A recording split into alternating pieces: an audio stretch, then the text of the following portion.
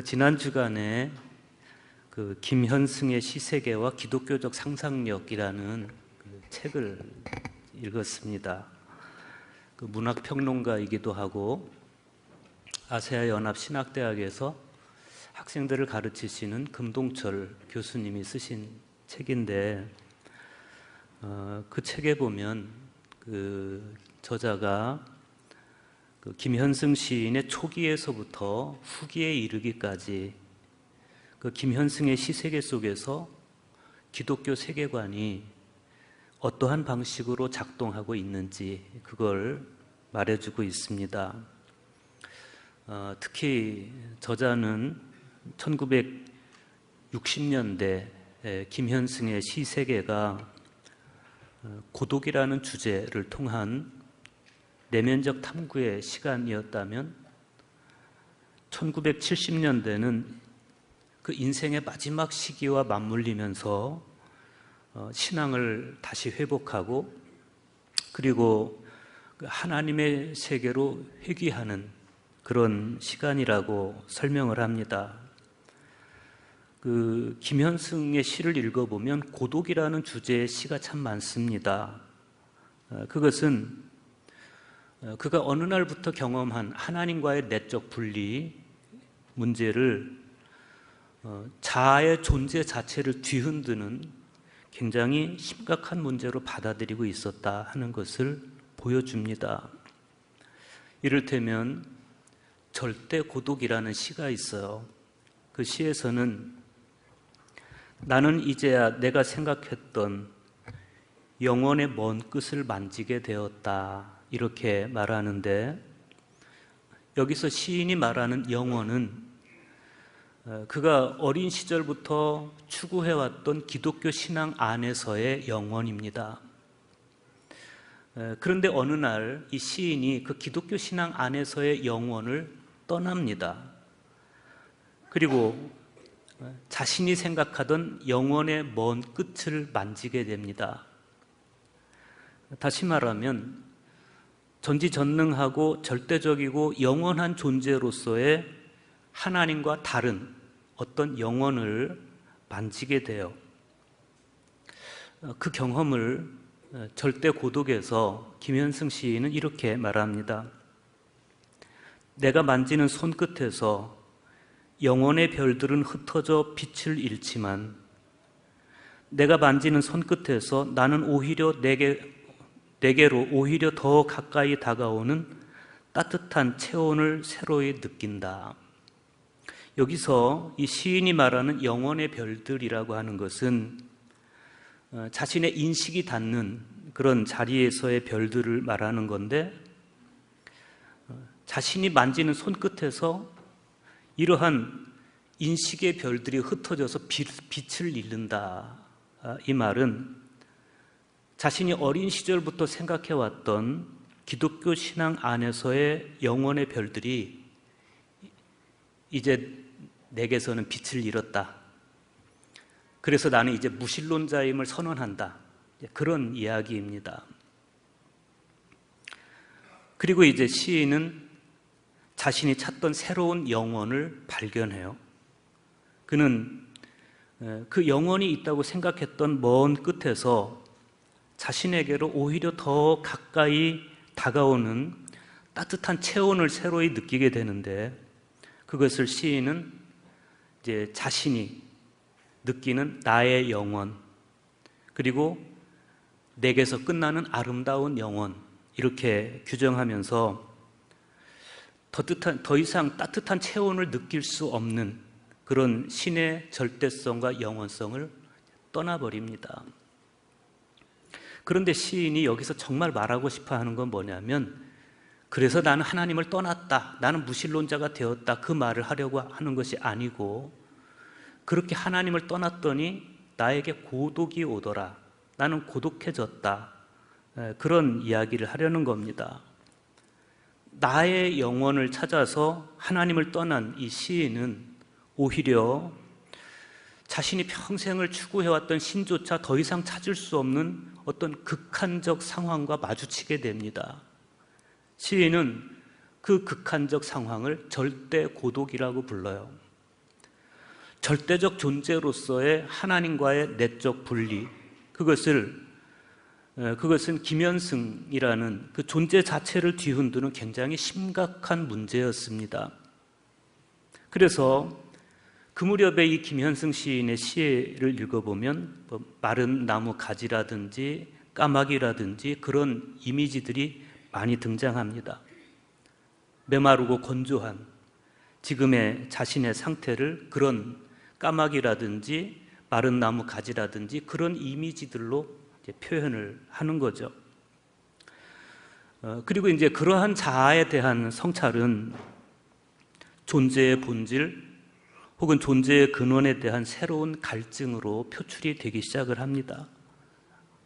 그럼에도 불구하고 시인은 하나님께로 선뜻 다가가지 못합니다.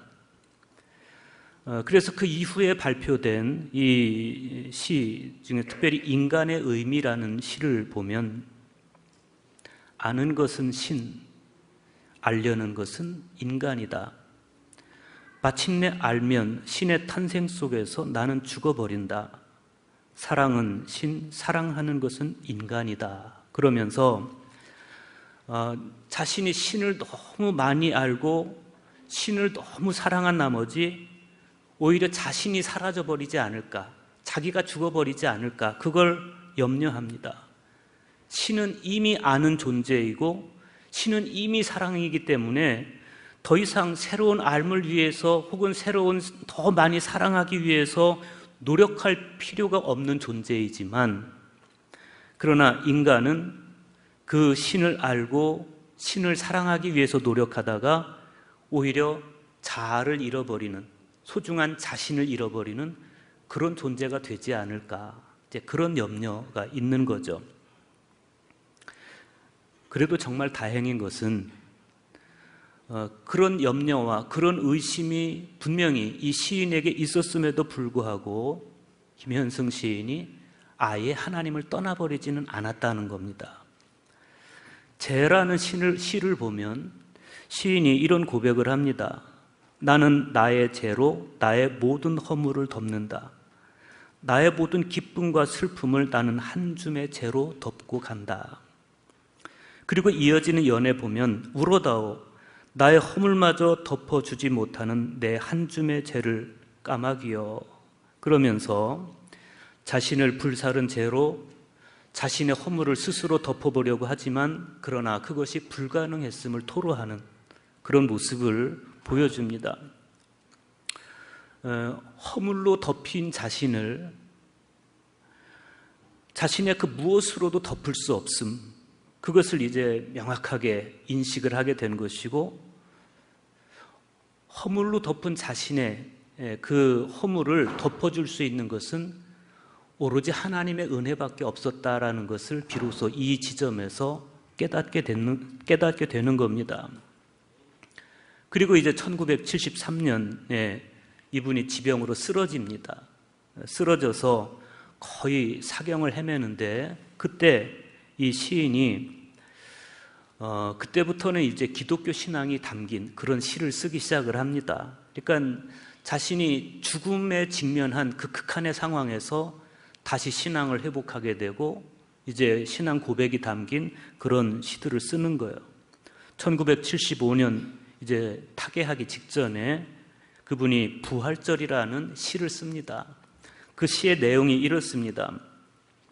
당신의 핏자국에선 꽃이 되어 사라의 꽃 피어 따 끝에서 따 끝까지 사랑의 열매들이 아름답게 열렸습니다.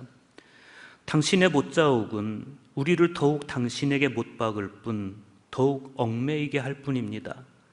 당신은 지금 무덤 밖 온 천하에 계십니다. 당신은 지금 유대인의 수위를 벗고 모든 땅에 훈훈한 생명이 되셨습니다. 절절한 신앙 고백입니다.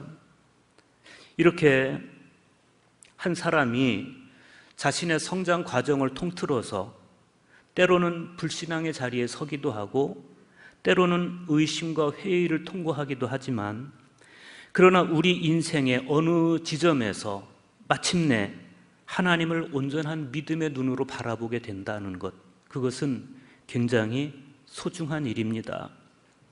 오늘 우리가 같이 읽은 고린도 후서에 등장하는 사도 바울도 바로 그런 사람이었습니다. 예수님과 동시대 사람을 살아갔던 이 사도 바울은 여러 가지 면에서 참 특이한 인물입니다. 태생적으로는 유대인이고 신분은 로마 시민권자이고 학문에 있어서는 당대 최고의 지성인인데 자신의 그런 우월한 인간적 조건을 활용해서 그리스도인들을 박해하다가 늦음하기 자신도 기독교인이 된 사람, 그 사람이 바울이라는 사람입니다. 그리고 기독교인이 된 후에도 이 바울은 여전히 영성가로 또 사상가로 또 문필가로 활동을 합니다. 그래서 신약 성경을 보면 바울의 글이 굉장히 많습니다. 어쩌면 바울의 글이 없었더라면 기독교 사상은 지금처럼 이렇게 깊이 있게 발전하지 못했을 겁니다. 그런데 그런 사도 바울도 자세히 들여다보면 보는 각도에 따라서 참 여러 가지 면에서 다르게 보이는 그런 사람이에요. 우선 바울은 예수 공동체 안에서는 그다지 자신의 사도성을 인정받지 못했습니다. 왜 그렇습니까? 예수님과 3년 동안을 동고동락했던 제자들과 달리 바울은 예수님을 만나본 적이 없는 사람입니다. 그런데 그럼에도 불구하고 바울에게 강점도 있었습니다. 그건 뭐냐면 바울이 경험했던 영적 체험이었습니다. 비록 제자들처럼 예수님과 3년 동안 같은 솥밥을 먹는 동고동락하는 그런 시간은 바울에게 없었지만 그러나 바울에게는 굉장히 각별한 영적 경험이 있었어요. 오늘 우리가 읽은 서신서의 말씀, 고린도 후서의 말씀이 바로 사도 바울의 그 경험입니다. 고린도 후서 12장 2절과 3절 보십시오. 내가 그리스도 안에 있는 한 사람을 아노니 그는 14년 전에 첫째 하늘에 이끌려 간 자라. 그가 몸 안에 있었는지 몸 밖에 있었는지 나는 모르거니와 하나님은 아시느니라. 내가 이런 사람을 아노니 그가 몸 안에 있었는지 몸 밖에 있었는지 나는 모르거니와 하나님은 아시느니라. 14년 전 일입니다. 14년 전이면 기원 후 40년을 이야기하는 건데 그때 바울이 셋째 하늘에 이끌려 갔습니다. 여기서 바울이 내가 그리스도 안에 있는 한 사람을 안다, 마치 그 사람을 딴 사람인 것처럼 이야기하는데 그 한 사람은 자기를 이야기하는 거예요. 자신을 이야기하는 겁니다. 당시 이 바울이 이끌려 갔다는 이 셋째 하늘은 고대인들의 우주관에서 나온 말입니다. 당시의 고대인들은 하나님이 하늘이 여러 층으로 되어 있다고 봤습니다. 현대 물리학도 그때 당시 이 고대인들의 우주관과 그렇게 다르진 않아요. 그런데 중요한 것은 사도 바울이 그 셋째 하늘, 자신이 보았던 셋째 하늘을 낙원이라고 표현하고 있는 겁니다. 4절 보세요. 4절, 그가 낙원으로 이끌려 가서 말로 표현할 수 없는 말을 들었으니 사람이 가히 이르지 못할 말이로다. 그랬어요. 이 낙원이 무엇을 말하는지 우리가 정확하게 알 수는 없지만 고대 유대인들은요, 낙원을 어떤 곳으로 봤냐면 죽었을 때, 사람이 죽었을 때 구원받은 사람들이 가는 곳, 그곳을 낙원이라고 봤어요. 사실 바울은 유다에 만연했던 혹은 헬라 당시 그리스에 만연했던 그런 신비 현상, 그런 것을 그렇게 좋아하지는 않던 사람입니다. 대개 이성적이고 논리적인 사람들이 신비 현상에 대해서는 좀 배타적인 그런 모습을 취하는 경향성이 있어요. 앞에서 처음에 말씀드렸던 김현승 시인도 그렇습니다. 바로 그런 이유, 아주 논리적이고 지성적인, 이성적인 그런 그 기질을 가진 사람이었기 때문에 만져지지 않는 하나님, 체온으로 느껴지지 않는 하나님, 관념 속의 하나님, 이 하나님을 어느 순간에 떠나버린 것이고 그리고 절대 고독에 빠지게 된 것이고 그렇습니다. 기독교 신앙 안에서 체감되는 영혼과 자기 손끝에서 만져지는 영혼이 달랐다는 거죠. 신앙의 영혼은 먼 끝에 관념적으로 존재하지만 자기 손끝에서 만져진 영혼에서는 따뜻한 체온이 느껴지더라. 어찌 보면 좀 유물론 사상에 빠진 것 같은 그런 모습을 보여줍니다. 그런데 바울도 그랬습니다. 바울이 얼마나 이성적이고 논리적인 사람인지 로마서를 읽어보면 알 수가 있어요. 그런 바울이 이성과 논리의 껍질을 깨고 신비 세상을 경험한 것이 바로 오늘 우리가 같이 읽은 말씀입니다. 이때 바울은 굉장히 황홀했습니다. 그 황홀경 속에서 일종의 초월을 경험하게 됩니다. 그가 몸 안에 있었는지 몸 밖에 있었는지 나는 모르거니와 하나님은 아시느니라. 이 똑같은 말을 바울이 2번 반복합니다. 그만큼 놀라웠고 그만큼 황홀했고 그만큼 신비스러웠다, 그런 뜻입니다. 아마 이때 바울은 모든 현실을 뛰어넘는 하나님의 빛을 황홀하게 경험했던 것 같아요. 그래서 그때 그 경험을 바울은 사람이 가히 이르지 못할 말이로다, 그렇게 표현하고 있습니다. 그렇죠. 하나님의 빛을 본 사람이 어떻게 그 황홀한 순간을 언어로 표현해낼 수가 있겠어요? 분립문자 아니겠습니까? 바울은 이 경험을 14년 전에 했다고 말하고 있어요. 14년 전이라고 못 박는 건 그만큼 확실하고 역사적인 경험이다, 그런 뜻입니다. 그런데 5절과 6절 보세요. 내가 이런 사람을 위하여 자랑하겠으나 나를 위하여는 약한 것들 외에 자랑하지 아니하리라. 내가 만일 자랑하고자 하여도 어리석은 자가 되지 아니할 것은 내가 참 말을 함이라. 그러나 누가 나를 보는 바와 내게 듣는 바에 지나치게 생각할까 두려워하여 그만두노라. 바울은 그 황홀한 영적 경험을 했지만 그러나 자랑은 멈추겠다. 내가 봤던 그 황홀한 순간에 대한 자랑을 나는 멈추겠다고 말합니다. 왜냐하면 그 자랑이 가져올 위험성 때문에 그렇습니다. 이 편지를 받아보는 사람들이 바울을 너무 위대하게 생각해서 과대평가하지 않을까, 과대포장하지 않을까. 그래서 나는 자랑을 그만두겠다. 그들이 지나치게 생각할까 두려워하여 자랑을 그만두겠다, 이렇게 말해요. 대신에 바울은 자신의 약함에 대해서 말합니다. 일종의 이제 자신의 질병에 대해서 말합니다. 7절 보십시오. 여러 계시를 받은 것이 지극히 크므로 너무 자랑하지 않게 하려고 내 육체에 가시 곧 사탄의 사자를 주셨으니 이는 나를 쳐서 너무 자만하지 않게 하려 하심이라. 바울의 말은 이런 뜻입니다. 14년 전에 14년 전에 경험한 그 신비 경험을 포함해서 그동안 자신이 경험했던 그 초월, 하나님 경험이 너무 커서 때때로 내가 그 경험을 다 이야기하면 그게 너무 자랑이 될 것 같다는 거예요. 그래서 내가 자만해질 수도 있겠다. 나를 자만하지 않게 하려고 하나님께서 나의 육체에 가시를 주셨다는, 가시, 즉 사탄의 사자를 주셨다. 주석가들은 바울에게 있었던 이 가시를 말라리아로 보기도 하고 간질로 보기도 하고 또 언어장애 혹은 안질 이런 육체적 장애로 보기도 하고 조울증이라든지 편집증이라든지 또 성적으로 불순한 생각이라든지 그런 정신적 장애로 보기도 합니다. 그런데 이 가시, 그것이 육체적 장애이든지 정신적 장애이든지 어찌됐든 그게 너무 고통스러워서 바울에게는 가시로 찌르는 것처럼 느껴졌고 정말 사탄처럼 느껴졌다는 거예요. 바울은 이 고통이 자신에게 떠나가게 해달라고 주님께 3번이나 간청했습니다. 그런데 자신이 간청할 때마다 주님께서는 이렇게 말씀하셨습니다. 내 은혜가 네게 족하도다. 이는 내 능력이 약한 데서 온전하여짐이라. 그러니까 이건 거절이었습니다.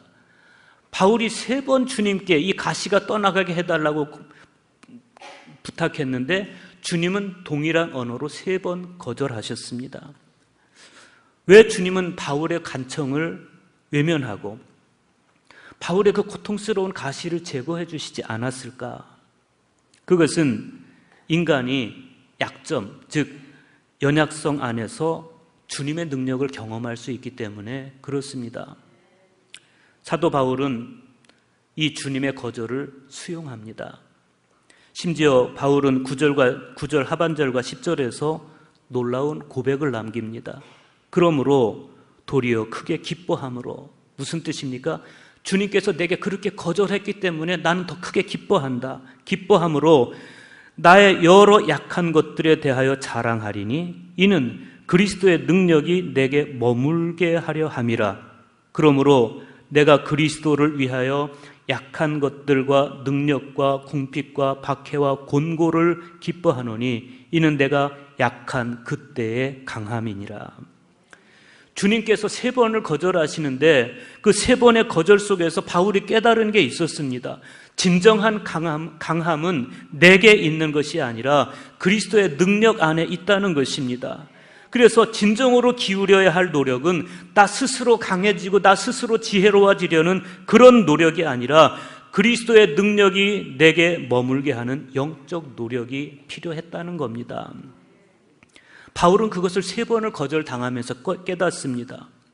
예수님께서 마태복음 5장에 보면 팔복을 말씀하시면서 역설적으로 가난한 자가 복이 있다, 우는 자가 복이 있다, 박해받는 자가 복이 있다, 그렇게 말씀하세요. 여러분, 이 말씀은 그냥 종교적인 값싼 위로가 아닙니다. 진정한 행복은 스스로 쌓은 강함, 스스로 쌓은 능력에 있는 것이 아니라 진정한 행복은 하나님의 능력이 내게 와서 내게 머무를 때 거기 있다는 거예요. 그래서 가난한 자가 행복하고 우는 자가 행복하다는 겁니다. 그게 십자가의 신비입니다. 주님은 인간이 처할 수 있는 가장 극단적인 실패요, 가장 극단적인 연약함이요, 가장 극단적인 절망인 십자가에서 그때 비로소 당신의 영혼을 하나님께 맡겨요. 아버지, 내 영혼을 아버지께 맡겨나이다.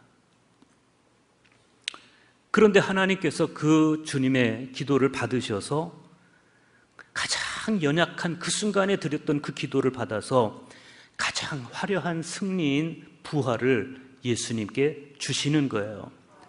바울이 본 신비가 바로 그것입니다. 오늘 구약 성경을 읽어보면 아주 의미심장한 말씀이 있어요. 사무엘하 5장 10절의 말씀입니다.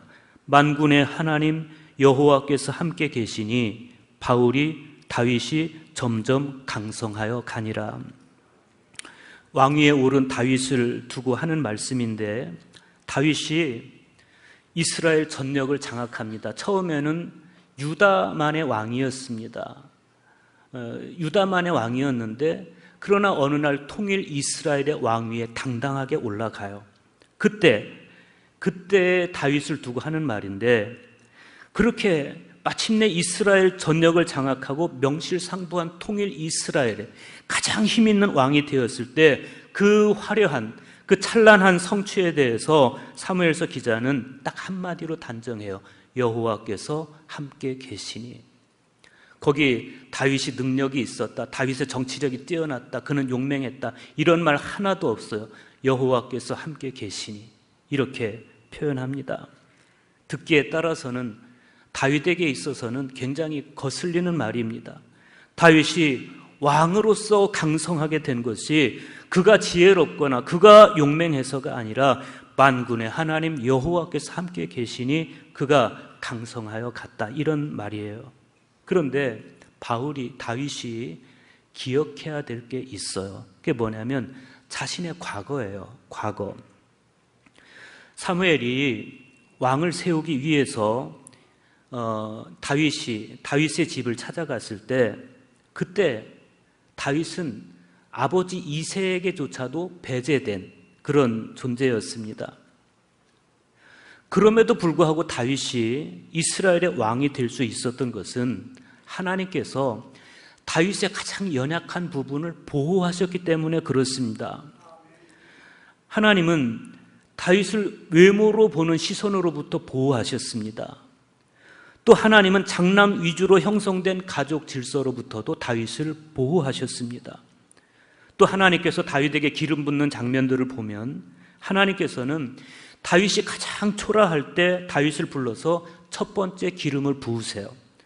또 하나님은 다윗이 가장 위태로울 때 사람을 보내서 두 번째 기름을 다윗에게 부르세요. 또 하나님은 다윗에게 가장 힘이 필요할 때 사람들을 보내서 세 번째 기름을 다윗에게 부어주세요. 그러니까 다윗 역시도 바울처럼 자신이 가장 약할 때 하나님의 강함으로 살아난 사람, 그런 사람이 자신이 가장 약할 때 하나님의 능력이 가장 강하게 나타났던 그런 사람입니다. 오늘 복음서의 말씀을 보면 예수님께서 12 제자를 둘씩 짝지어서 파견하십니다. 그러면서 이런 말씀을 하세요. 마가복음 6장 7절과 17절에서 10절입니다. 12 제자를 부르사 둘씩 보내시며 더러운 귀신을 제어하는 권능을 주시고 명하시되 여행을 위하여 지팡이 외에는 양식이나 배낭이나 전대의 돈이나 아무것도 가지지 말며 신만 신고 두벌 옷도 입지 말라 하시고 또 이르시되 어디서든지 누구의 집에 들어가거든 그곳을 떠나기까지 거기 유하라. 여러분, 이 말씀은 뭡니까? 우리가 복음을 전하는 데 있어서도 자신의 인간적 능력을 의지하지 말고 하나님만 의지하라는 겁니다. 사실 양식이라든지 배낭이라든지 전대의 돈이라든지 옷 두 벌이라든지 이런 거는요, 인간이 살아가는데 가장 기본이 되는 조건이에요. 가장 기본적인 조건. 그런데 그런 것들조차도 가져가지 말라고 말씀합니다. 그건 뭡니까? 오로지 주님의 권능만 의지하고 가라, 이런 말씀이에요. 그러면 인간의 노력은 완전 무가치한 거냐? 그러면 우리는 마치 감나무 아래서 입만 벌리고 있는 것처럼 하나님의 권능만 의지하고 우리는 아무 노력도 하지 말고 그냥 그렇게 살아가야 되는 것이냐? 사실 바울도 어찌 보면 굉장히 노력했던 사람이에요. 바울은 노력으로 자신을 검증한 사람이에요. 다윗도 마찬가지입니다. 다윗도 노력으로 자신을 검증한 사람이에요. 다윗이 처음에 헤브론에서 그냥 유다 지파만의 왕이 됐죠. 그러다가 예루살렘으로 가서 명실상부한 통일 이스라엘 12지파를 망라하는 통일 이스라엘의 왕, 가장 강력한, 이스라엘 역사 속에서 가장 강력한 왕이 됐던 것에는 다윗의 능력이 있어요. 다윗의 노력이 있어요. 다윗은 굉장한 정치력도 가진 사람이고 용맹함도 가진 사람이고 지혜도 가진 사람이고 또 수많은 시편을 썼던 것을 보면 다윗에게는 뛰어난 문장력도 있었어요. 시적 감성도 있었어요.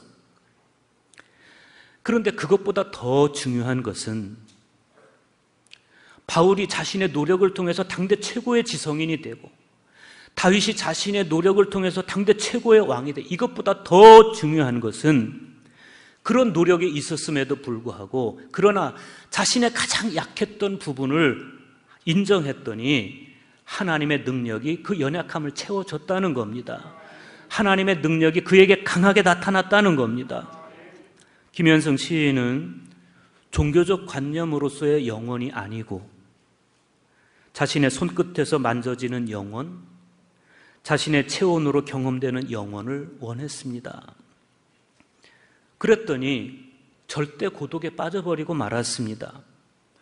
정말 다행히도 거의 죽을 뻔한 상황을 통과하면서 비로소 이 시인이 하나님을 절실하게 보기 시작을 합니다. 김현성 시인은 주님의 핏자국에서 꽃을 보고 주님의 못자국에서 사랑을 봅니다. 그래서 자신을 주님께 못 박았더니 주님은 무덤 밖 온 천하에 계셨다, 이렇게 고백을 하고 있어요. 저도 여러분도 그렇게 절실하게 하나님을 만날 수 있기를 바랍니다. 나의 약함을 자랑하는 매일매일의 고백 속에서 우리는 그렇게 경험할 수 있습니다. 그리스도의 능력이 내게 머물려 함이라. 하나님은 내 약함을 고백하고 내 약함을 인정하고 내 약함을 드러낼 때 주님은 주님의 능력은 그때 마침 나에게 머물게 되는 것입니다. 이제부터 저도 여러분도 그리스도의 능력이 내게 머물려 함이라 이 고백으로 매일매일을 오히려 나의 연약함을 자랑하며 하나님 바라보는 삶을 살아갈 수 있기를 주님의 이름으로 축원합니다.